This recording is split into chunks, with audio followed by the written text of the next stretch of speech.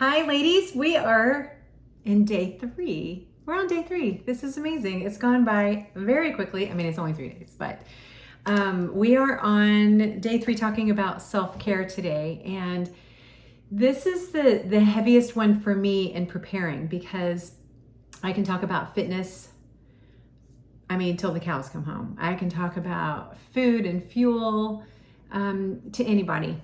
You know, give me 5 seconds and I'm gonna dive right into those things, and I have a lot of confidence when I talk about that. But when it comes to self-care, this is kind of a touchy little subject because we're all so very, very different, and it's hard to know exactly what type of message is gonna reach everybody out there. So I'm gonna go over a couple of very basic things first that we're probably all dealing with when it comes to our age and our hormones and just what we're dealing with at this phase in our life. And then I'm going to dive in a little bit more into that self-worth and where we sit possibly and where we could be standing. So let's talk about, first of all, what we're probably all experiencing right now, which are the symptoms of menopause. We're talking it's difficult to sleep at night, or maybe you have trouble falling asleep. You might have a whole lot of aches and pains that you didn't have before. You maybe are having hot flashes, or you're having night sweats, or maybe you're freezing at different times throughout the day. You could be having mood swings. You could be starving at certain points when you typically are not, or you could feel full all the time. Gosh, what else out there? There's so many different, your hair could be thinning. I mean, there's a million different things that we're probably all experiencing, or experiencing a good portion of these lovely little tricks our bodies are playing on us now that we've hit menopause. But there are ways to manage those things. And so first and foremost, I want to recommend that you speak to your doc. If you don't have a physician that you believe is following the most up-to-date information out there, then start asking around who people use, who people go to, and why. Do they have an open mind? Are they interested in really figuring out how to help you manage the symptoms, instead of just saying, well, you know, you're getting older and this is what happens when you hit menopause? And because my doctor just said this to me the other day. She said, this is a new gynecologist I started going to. She said to me, I'm going to be fully transparent with you and tell you that we don't get any classes at all based on hormone health. We don't, as gynecologists, we do not get classes on that. And I know for a fact that physicians overall, at least to every single physician or wife of physician or that I've talked to, they get one nutrition class in the 8 years that they're in school. So when it comes down to managing hormones and managing our symptoms, there's not a whole lot of help out there unless you're talking to somebody who has maybe gone back to school for nutrition or is following some of the Eastern medicine ways. And I'm certainly not recommending getting rid of Western medicine. That's not what I'm here to do by any means. But what I do recommend is that you do the research and figure out what's going to really work best for you. Some women really, really believe in and love HRT, which is that hormone replacement therapy. And some are very much like, I don't want to mess with how things are going, how Mother Nature has had me age all along, and I'm not going to mess with that. So wherever you fall into that, just do some research and decide for yourself. There are studies out there that were done decades ago that had us thinking a certain way about certain hormones, and they have been proven to be poorly run tests and poorly run studies. And so a lot of that is getting debunked. So again, talk to your physician or find a physician that you really like who does fully understand what you're dealing with and how to help you manage your symptoms. So, but a couple of things I want to mention. Here's one in particular, and this is one that I feel very, very close to home. I can manage a lot of my symptoms by just kind of being like, okay, well, I get the fact that I might have some night sweats, or I get the fact that I might be waking up a lot at night, and I'm starting to kind of figure out what's helpful with that.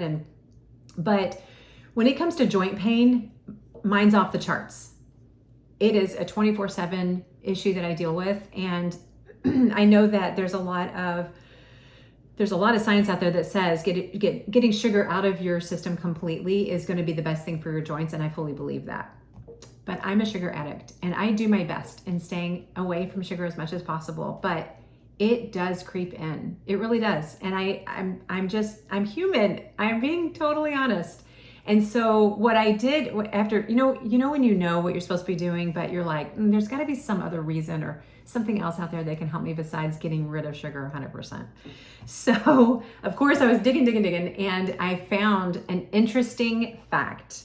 And that is that when your estrogen declines, your pain tolerance drops too. So estrogen was this beautiful little gift that we got that helped us manage our pain. Like we didn't feel the pain as much as we typically would without estrogen. So that's why during our reproductive years, estrogen is high and we're able to not feel pain like we may feel it when estrogen has declined. Think about men. Sorry guys, but men just their pain tolerance is like ridiculously low. So we look at it, we're like, what is your problem? You have a cold, or what is wrong with you? You did this. It's different because they don't have the little painkiller in there. We had it for a period of time and now it's declined, and that means that we feel pain a whole lot more. And as we're getting older and possibly not as mobile as we should be, we get really stiff in our joints, and that's where we're feeling that pain a whole lot more. So in my mind, that helped me, first of all, have a little grace with myself, thinking that, why am I being such a baby? Why am I constantly like, God, my gosh, my back and my hips are killing, my shoulders, all these things. And I feel like I do nothing but whining, but really we are definitely lacking some of that protective hormone in there. And I can for sure limit my sugar that I've been eating way too much of, especially recently, and see how that kind of helps me manage that pain.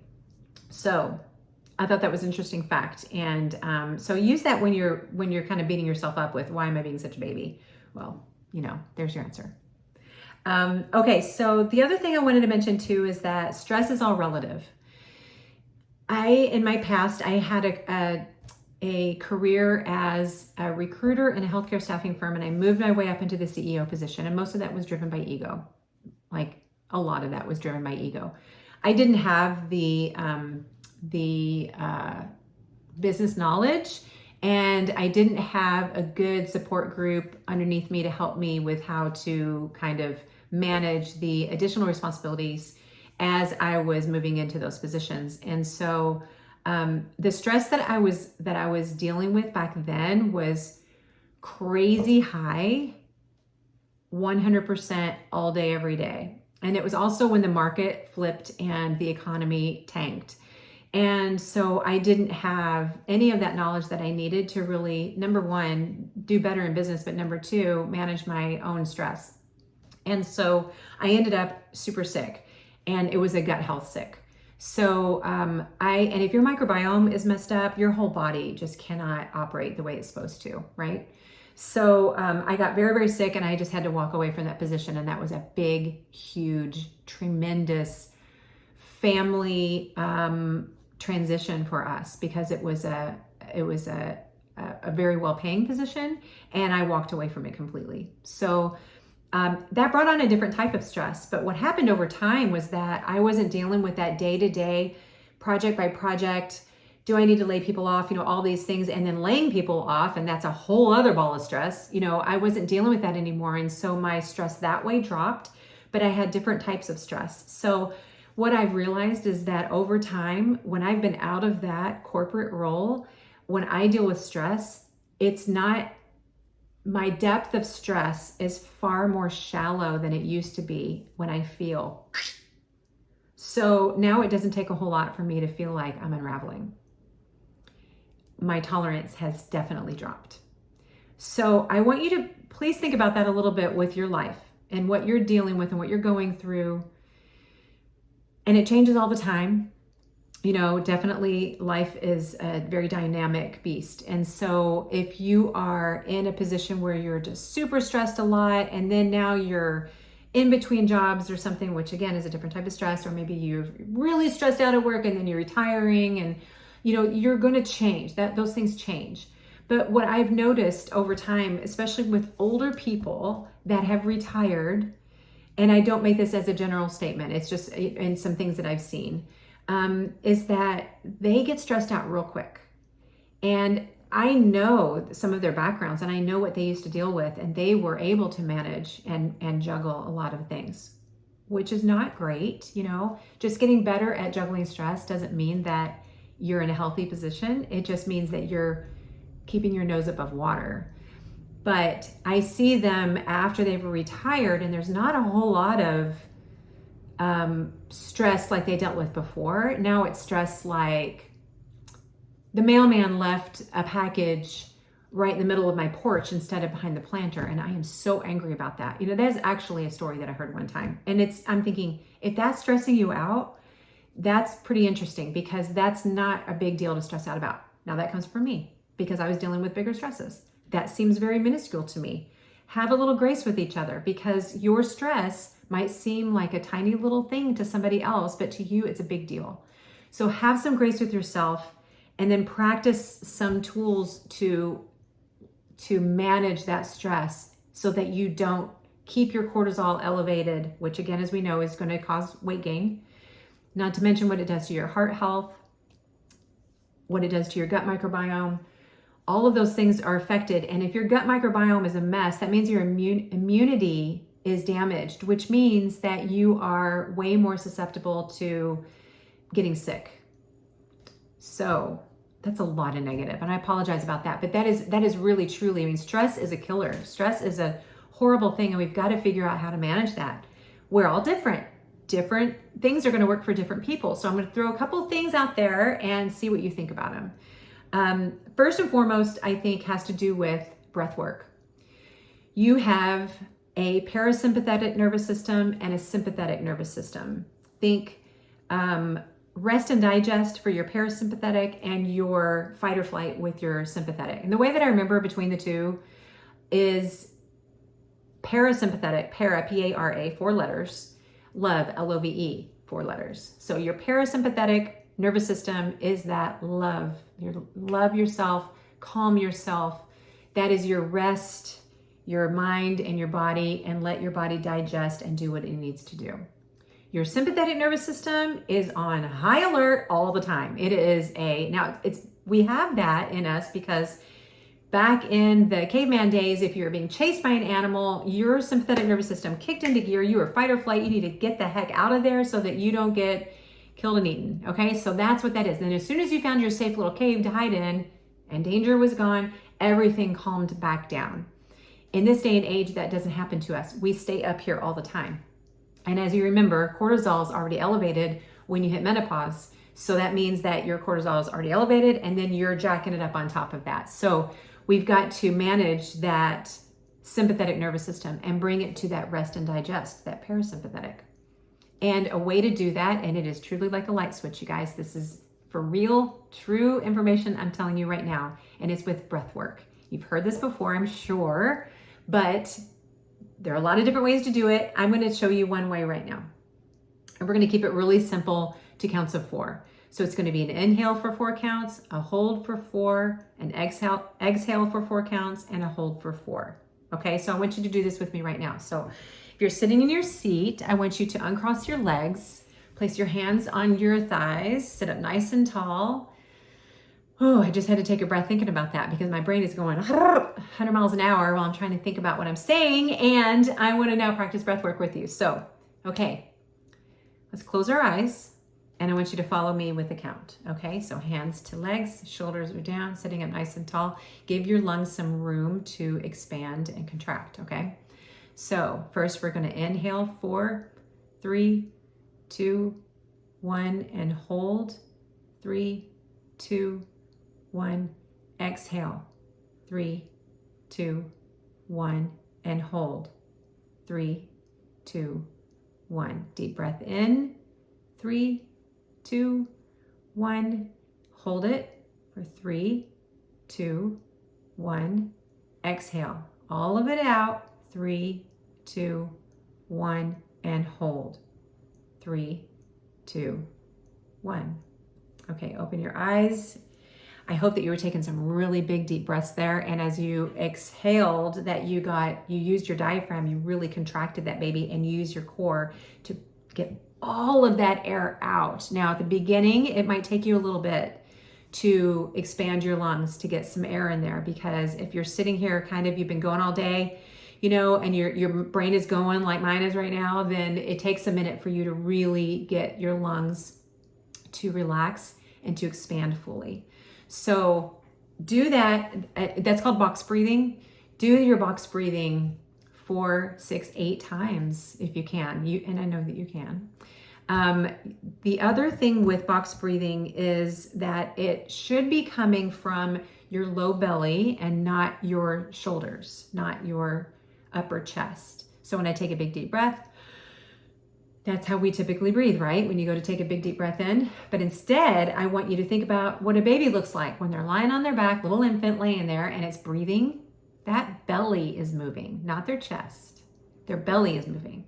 So if you put your hand below your belly button right there on your lower abdomen and you take a big breath in, I want you to feel that expand and not your chest and your shoulders, and you're trying to reach for some breath that way. I want you to expand your low belly out. It feels really odd and awkward to do that if you're not used to that. So a little trick that I use with my clients is to lie flat on the floor with your knees bent. Place your hands on your low belly, or you can place them. I always think about a Beanie Baby. Remember Beanie Babies? Okay, you may not have a Beanie Baby lying around, but if you've got something that's about that size, or even a washcloth wadded up or something, place it on your low belly, and then take some big deep breaths in through the low belly, and see if while you're lying on your back, you can see your low belly or that thing rising and falling. That's when you know you're using your low belly to do that. And that's where that rest and digest comes from. Not up here. It comes from the low belly. So box breathing, you can do it anywhere. You can do it in your car. You can do it at dinner. You can do it at the office. You can do it anywhere and nobody's going to even know. But you guys, it's the number one tool that I use for calming down for me and for all of my clients. It's the best way to do it. Try it before you go to bed, and or use just deep breath in and out while you talk about things that you're grateful for or say your prayers. That is going to calm you right down, which will help you fall asleep better too. The other thing I want you to think about is kind of almost the opposite of that, which is, do you have an outlet for your stress? You've got to have a way to kind of burn that off when you are really in a heightened state from your stress.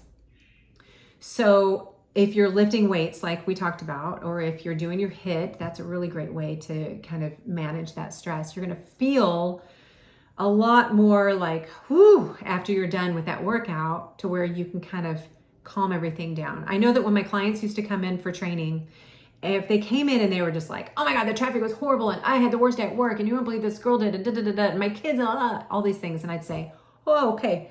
I'm going to give you like 5 minutes to just get it all out. And then after that, it's your time. It's your time to focus on you and your health and giving yourself some self-care.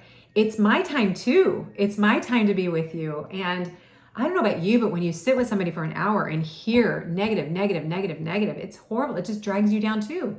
I don't want to hear it either. So I would be totally frank with them and say, I don't want to hear this for an hour. So get it all out in 5 minutes, and then we get to focus on making you feel good. And it worked every time. I, honest to goodness, set my timer and let them get it all out, because sometimes you don't want to go home and do it to your spouse or whatever, maybe sit in your car in the garage before you go into the house and just talk it all out, get it all out. And then you don't have to worry about it when you go into the house or when you're on your way home. So have an outlet, and preferably an energetic one. Listen to a book or listen to a podcast, listen to some good music, something that will kind of calm your nerves. These are all things that are going to help you gain that self-care that you need to be filling your cup so that you can help other people.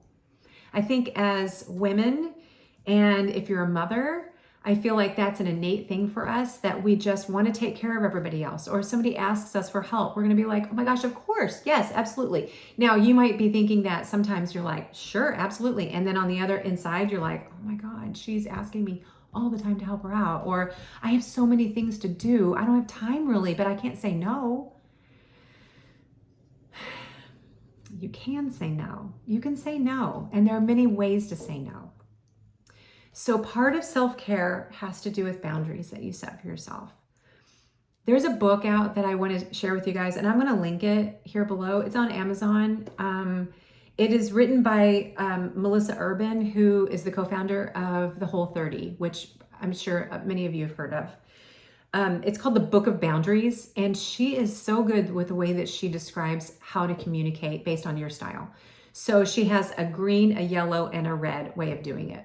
So if you are dealing with in-laws who are constantly popping over at your house and, unannounced kind of thing, and you want to let them know that that's not really okay, after a period of time, let's say that you just don't find that okay all the time. And so she gives you an example in the green area that's like a really gentle, sweet way of saying it, and then one in the yellow area, which is a little bit more, a little more straightforward, but still kind of soft. And then the red area, which is what makes me super uncomfortable. I have to tell you, when I read some of those, I was like, oh my, I could never say that to somebody. Well, that's just not my style. But if I use the green or the yellow and it still doesn't get through, it may require me to dip my toe in a little bit into that red area and be much more direct, because sometimes people just don't get the message, right? So it's important for you to set those boundaries for yourself, because otherwise you're just going to continue getting drained. And then eventually something's going to happen to where you respond in a way that you're not prepared for and they're not prepared for, or you might want to just sever a relationship. And it might be a relationship that you can't necessarily sever because maybe you're bound by family or whatever. It's just best to kind of manage those things and communicate openly and straightforward, again, your style, so that you don't have these things come to a head. That's really, think about the stress that you feel when you know that you have to confront somebody on something. But if you're straight up from the get-go with where things are, and you might come across as being assertive and bitchy and what's her problem, and ooh, she's not very nice or whatever, especially in business. It doesn't matter, because your self-worth comes from how you feel about yourself, not from how they feel. If you're treating people with kindness as much as you can, and you are trying to be as honest with everyone as much as you can, then why do we have to look like the bad guy? It's all in finding what works best for you and your style. But begin to practice those boundaries, practice your breath work, practice finding that outlet, and start getting things aligned within yourself so that you can fill yourself up with goodness and keep that up there so that you can turn and serve others around you like you want to. You want to be there for other people. I mean, I feel like we're all just trying to get through this life in a way that, we're of service to others, and that we're good to ourselves, and that we're following our purpose. And if we all figure out what that purpose is, what a gift, right? Okay, whoa, I almost went off on a big tangent about purpose, but I'm not going to go there with you today. Woo, we're already at 23 minutes. Oh my goodness. Okay, so let's talk a little bit very briefly about self-worth. Obviously there are a billion books out there written on self-worth, so we could talk about this for hours, but it is defined about how you feel about yourself, like I was just saying. It's not defined by how other people feel about you. So what causes, I'll speak about myself for a moment. What causes me to have less self-worth that I feel, okay, that didn't even come out right. When I don't feel great about myself, it's usually because I'm on social media or I'm scrolling. That is the number one way for me to feel less than worthy. I feel like, I start saying negative things about myself and to myself, about how I look, about what I do, about how many friends I have, about how, what my education looks like. I could go on and on. It's a really big black hole that you could spiral down into as you're on social media. It gives you that icky feeling when you're on it too long. So I suggest that you set a timer for yourself when you do get on your phone and you start scrolling. Now, it is kind of an escape from it. It's not kind of, it's totally an escape for me. You know, I get in there and I start looking for fitness stuff and recipes and things like that. And then it never fails. It goes straight into seeing somebody working out and they've got this amazing body, and I just start beating myself up. It makes no sense, but it's just exactly what happens. And think about our sweet little girls out there who are 8, 10, 13 years old that are looking at these things and feeling awful about themselves. It's sickening. And so set the timer, keep yourself from going down those rabbit holes, and instead find podcasts. And maybe I'll link some podcasts today that I find so good and so fulfilling, and just, and it's not like a bunch of, garbage they're trying to, to spout out there. It's good stuff. It's really good stuff. The things that I've kind of narrowed it down to, I fully believe in. And so I'll share those with you guys today.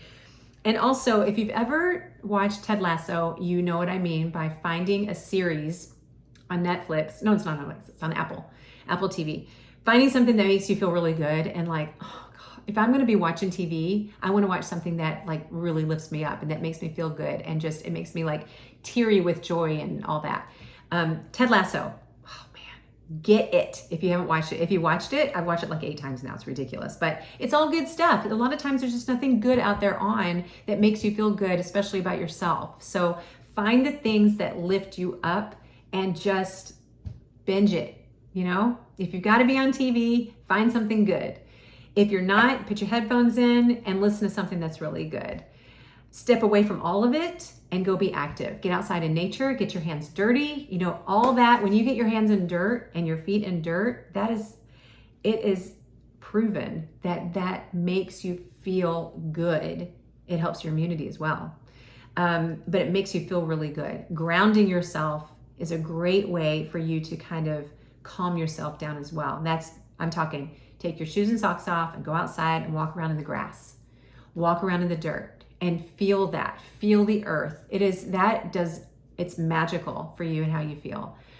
There's a lot of science behind grounding too. So peek into that and see what you think about it. But I love it. It is amazing. And I forget about it sometimes. But as soon as I get my bare feet in the grass or on the sand, in the water, in the ocean, it's like, it's medicinal. It's just so good. So it certainly helps with managing your stress.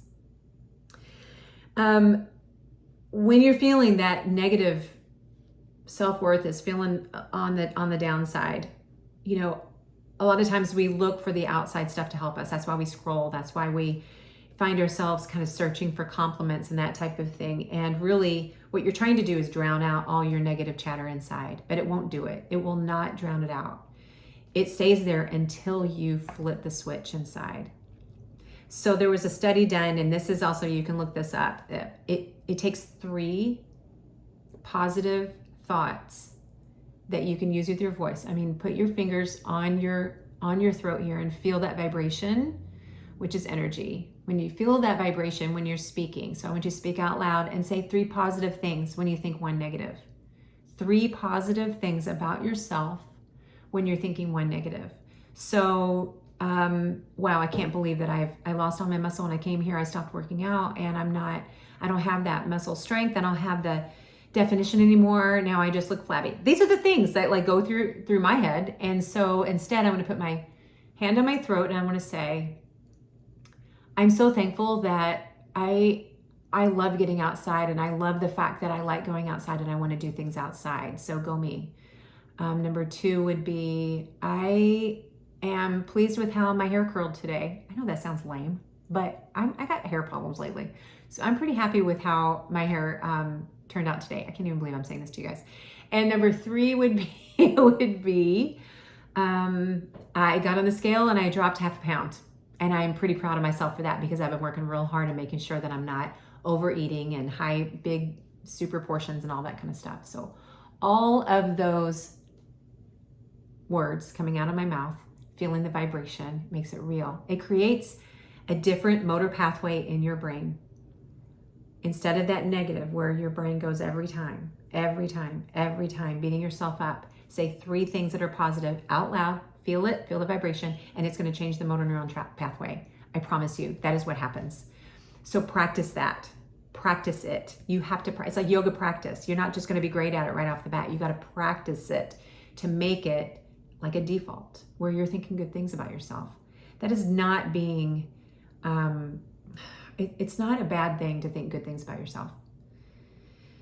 In fact, when it starts on the inside, you exude that, and people see your confidence and they see that you believe in yourself, and they automatically have that same confidence in you, and they believe in you too. And when you're around and you're thinking those good thoughts, their default now, you're not allowing yourself to go down that road of being negative about yourself and beating yourself up. When you have that energy coming out of you and emitting, people are attracted to that. The law of attraction is real. People want to be around you. If you are down in the dumps all the time, complaining about things all the time, you're negative about this, that, or the other, the traffic or the people that are out there in Walmart, you're going to attract negative. They're all going to come, and misery loves company. And you do not want that around you. It's unhealthy. It's bad for you. So start within yourself. Believe in yourself. Tell yourself those things. It's like that fake it till you make it. But honestly, you have so many good things about you. You just haven't even cracked the door open to see them yet. So crack it open. Think about it seriously. And if you have to think about what somebody has said to you about you that was a positive, go there first. Take that, adopt their thought, and make that your own. Because love blossoms on the inside and it comes out, and that's what people see. It's going to take action. You've got to heal some wounds. If you have some things that have gone on in your past where you've had bad relationships, a bad upbringing, experiences that wrecked your life as you knew it when it happened, you've got a lot of healing to do. And that has to be done before you can truly love yourself, which means that's before you can truly love anybody else, and before you can truly serve other people the way that you really, really want to be there for them. You have to heal. And it is possible. And it may not feel possible, but it is. You have to take action. You can't sit there and think that one day you're going to wake up and you're going to feel better. You've got to fix in your mind all that baggage that happened to you before. And you're not diminishing it, you're just letting it go.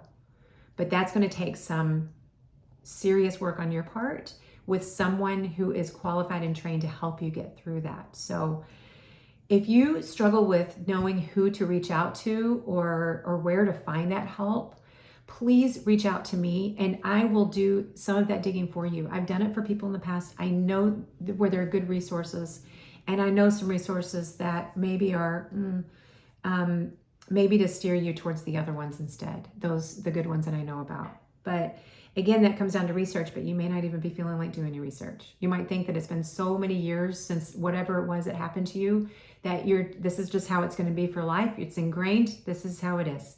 That is untrue. That is completely false. Today is a new day. It is never too late. It is never too late to feel better about yourself. It's never too late to get rid of some bad feelings or bad experiences and turn them into, okay, I accept that happened and now I'm going to take a step forward. It's never too late to start working out. It's never too late to get out there and be social. It is never too late for these things, you guys. Every day is a new day, and that's how I want you to take a look at tomorrow. So all of this that we've covered in the last 3 days, my gosh, I had no idea what to expect. There's a lot here. Take it one day at a time. Take it one thing at a time. Make a chart. What do you want to do? What do you want to tackle first? What's not the easiest, but what is the simplest thing for you to step into today? Dealing with self-worth right now may not be the simplest thing for you to do right now, but put it on your list somewhere. Don't forget about it. Try not to put it at the very bottom. Reach out and find out how to make those changes. So, okay. Oh my gosh. Okay. You have a lot of information that I hope that you have found maybe necessary to hear, or maybe it was a great reminder to hear some of these things over the last 3 days. Please let me know if there's anything else you would like for me to follow up with and cover. I love working with people, and I love helping people feel good. And it may sound selfish, but when I know that when I'm working with somebody and they feel good, I feel really good. And that makes me keep going forward with helping other people. And I'm not able to do that unless I'm able to practice some good self-love, self-care, and definitely believe that I am worth it. I am worth it. That's really hard to say. I wonder how many people are going to have a hard time with that. Why am I starting to get teary? You are worth it. So don't doubt it for a second. Just start practicing, okay? All right. I love you guys so much. Thank you for your attention all this time. And please keep in touch with me, okay? And I'll be reaching out as more things come up. All right. I love you so much. Take care of yourself. Be good to yourself. Love yourself.